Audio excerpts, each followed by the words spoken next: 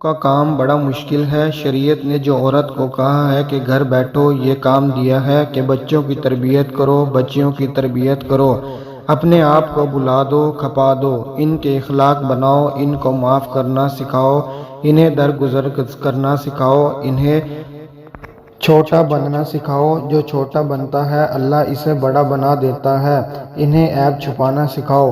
ادھر کی بات سن کر ادھر سنا دیتے ہیں، پھر دونوں کو لڑا کے بیٹھ کے خوش ہوتے ہیں۔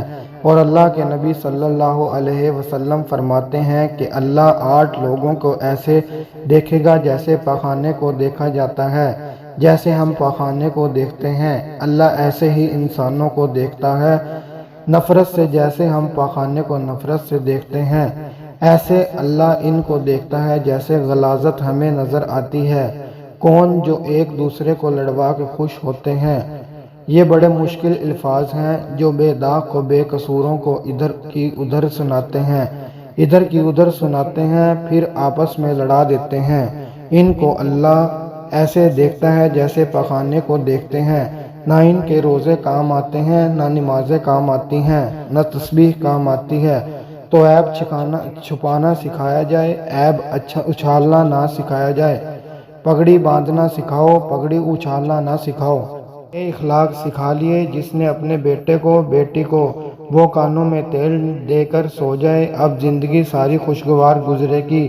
میرے بھائیو، اخلاق اگر اچھے ہوں تو فکر میں بھی زندگی گزر جاتی ہے، اندھیرے میں بھی لگتا ہے 14ویں کا چاند چمک رہا ہے۔ اگر اخلاق بگڑ جائیں تو میرے رب کی قسم چمکتی چھتوں کے نیچے، جھلملاتے کمکموں کے نیچے، پھسلتے ہوئے سنگ مرمر کے اوپر، ریشم کے بستر کے اوپر بھی سینوں میں آگ لگ جاتی ہے۔ زندگی اخلاق کا نام ہے، زندگی زیور کا نام نہیں، سونے چاندی کا نام نہیں، جہیز کا نام نہیں۔ بڑی لعنت ہے جہیز۔ میں نے اپنے کانوں سے سنا، ایک عورت کہہ رہی ہے ہمارا بھائی اب انگلینڈ میں پہنچ گیا ہے، اب تو ہم لڑکی والوں سے پوچھیں گے کہ دو گے کیا؟ ہائے ہائے، ارے ظالم، انہوں نے جگر کا ٹکڑا تمہیں کاٹ کے دے دیا، اب سونا چاندی مانگتا ہے؟ اب ڈوب کے مر جا کسی پیالے میں، کسی گندے نالے میں ڈوب کے مر جا۔ جو کسی کو بیٹی دے رہا ہے تو کسی کے پاس ہے کیا اس کے بعد اس کو دینے کو؟ لڑائی ہو رہی ہے سسرالوں میں، کیا لے کر آئی ہے؟ لعنت ہے ایسی زندگی پر، ایسے وجود پر۔ اگر اللہ نے زمین کو جزا سزا کی جگہ بنایا ہوتا تو یہ لوگ زمین میں دھنس چکے ہوتے۔ جو بیٹیوں کو سونے چاندی میں تولیں اور بیٹوں کو عہدوں پر تولیں اور منصوبوں پر تولیں، کیا کام کرتا ہے کیا بتاؤں؟ ہائے! ایک ہمارے خاندان کی بوڑھی عورت، وہ مجھے بتا رہی ہے کہ میرے بھتیجے کا رشتہ ہو گیا ہے۔ میں نے کہا ماسی، اس بچے کے اخلاق کیسے ہیں؟ میرا سوال کتنا واضح ہے۔ وہ کہنے لگی پتر، اس کے 14 مربع زمین ہے اور ایک پیپر مل ہے۔ میں نے کہا اماں، میں نے تو یہ نہیں پوچھا بچے کے اخلاق کس طرح کے ہیں۔ پھر اس نے وہی جواب دیا۔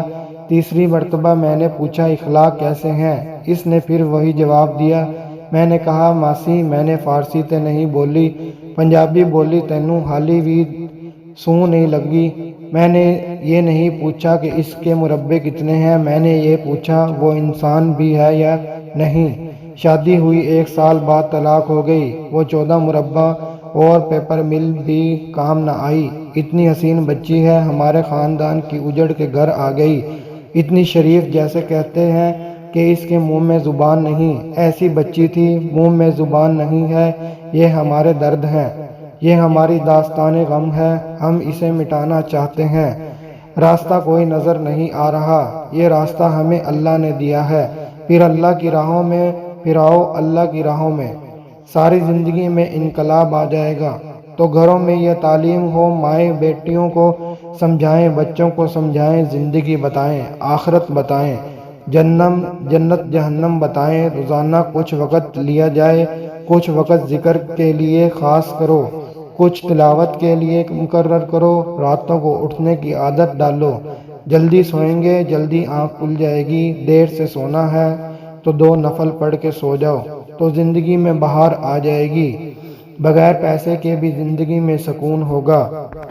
ہمیں چاہیے کہ ہم اپنی اولاد کی اچھے طریقے سے تربیت کریں، ان کے اخلاق پر زیادہ سے زیادہ توجہ دیں۔